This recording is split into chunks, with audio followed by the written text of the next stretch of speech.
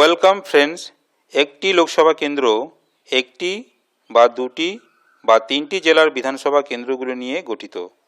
রাজ্য তথা পশ্চিমবঙ্গে আপনার লোকসভা কেন্দ্র কোন কোন জেলার কোন কোন বিধানসভা কেন্দ্র নিয়ে গঠিত তা আজকের ভিডিওতে আলোচনা করব। প্রথমেই পশ্চিমবঙ্গে কতগুলি জেলা আছে দেখে নেব। টোটাল 23টি জেলা আছে।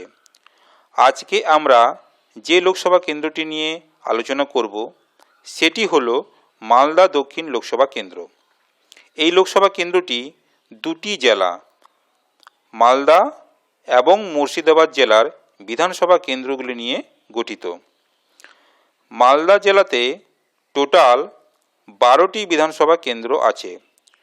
তার মধ্যে মানিকচক, ইংলিশ বাজার, মোটাবাড়ি, সুজাপুর, বৈষ্ণবনগর বিধানসভা কেন্দ্রগুলি এই লোকসভা কেন্দ্রের অন্তর্গত।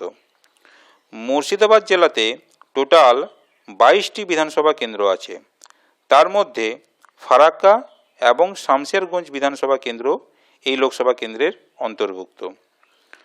মালদা এবং মুর্শিদাবাদ জেলার এই 7টি বিধানসভা কেন্দ্র তথা মানিকচক, ইংলিশ বাজার, মোটাবাড়ি, সুজাপুর, বৈষ্ণবনগর, ফারাক্কা এবং শামশেরগঞ্জ এই 7টি বিধানসভা কেন্দ্র নিয়ে মালদা দক্ষিণ লোকসভা কেন্দ্রটি গঠিত।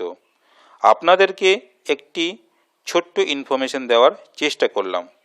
ভিডিওটি ভালো লাগলে শেয়ার করবেন। আপনারা ভালো থাকবেন, সুস্থ থাকবেন।